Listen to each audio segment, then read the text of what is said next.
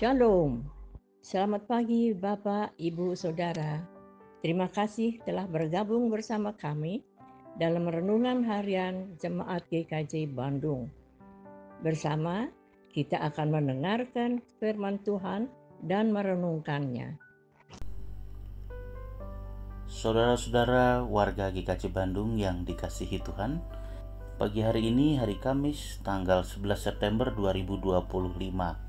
Mari kembali kita bersama-sama berhimpun di dalam renungan harian Jemaat GKJ Bandung. Sebelum kita membaca firman Tuhan, mari kita berdoa. Bapa dalam surga, pagi hari ini kami mengucap syukur untuk kebaikan dan kasih setiamu Tuhan. Dan di pagi ini kami mengambil waktu sejenak untuk membaca dan merenungkan firman-Mu. Kami memohon pertolongan Roh Kudus agar dalam puasanya kami dapat mengerti firman Tuhan dan dapat memeliharanya, melakukannya di dalam kehidupan kami. Berfirmanlah ya Tuhan, kami siap mendengarkan. Dalam nama Tuhan Yesus kami berdoa, amin.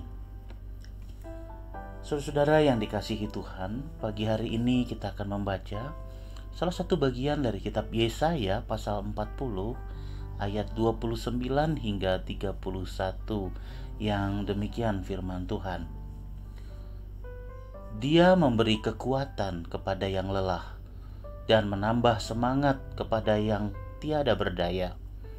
Orang-orang muda menjadi lelah dan lesu dan teruna-teruna jatuh tersandung.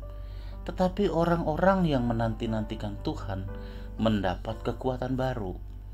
Mereka seumpama raja wali yang naik terbang dengan kekuatan sayapnya. Mereka berlari dan tidak menjadi lesu.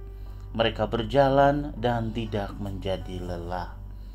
Demikianlah firman Tuhan bagi kita semua. Berbahagialah kita yang mendengarkan firman dan yang memeliharanya dalam kehidupan. Judul renungan kita pagi hari ini adalah kekuatan di dalam Tuhan.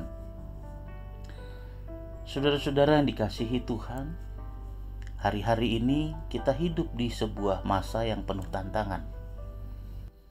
Kita bisa melihat bagaimana harga-harga kebutuhan pokok naik, bagaimana sulitnya orang mencari pekerjaan, usaha juga mungkin masih terasa lesu.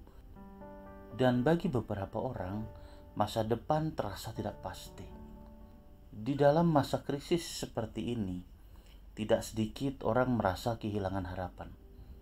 Bahkan mempertanyakan, di mana Tuhan di tengah semuanya ini? Namun demikian, hari ini kita diingatkan oleh firman Tuhan. Di tengah krisis ada kekuatan di dalam Tuhan. Kekuatan itu bukan hanya untuk bertahan, tetapi untuk melangkah maju. Melalui bacaan kita pada pagi hari ini ada beberapa poin yang bisa kita pelajari. Yang pertama, Tuhan memberi kekuatan kepada yang lelah. Demikian Yesaya pasal 40 ayat 29. Tuhan memberi kekuatan kepada yang lelah. Itu adalah sebuah janji yang jelas. Di dalam krisis, banyak orang merasa lelah bukan hanya fisik, tapi juga mental dan rohani.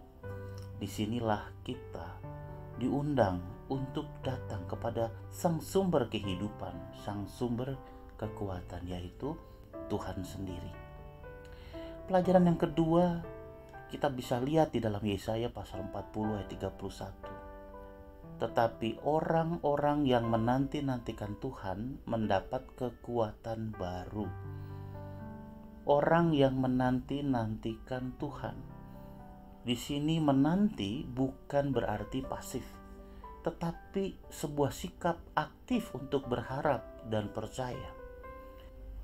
Yang ketiga yang kita bisa pelajari, bahwa di dalam firman dikatakan kita bukan hanya diberi kekuatan untuk bertahan, tetapi untuk mampu terbang seperti Raja Wali di tengah badai.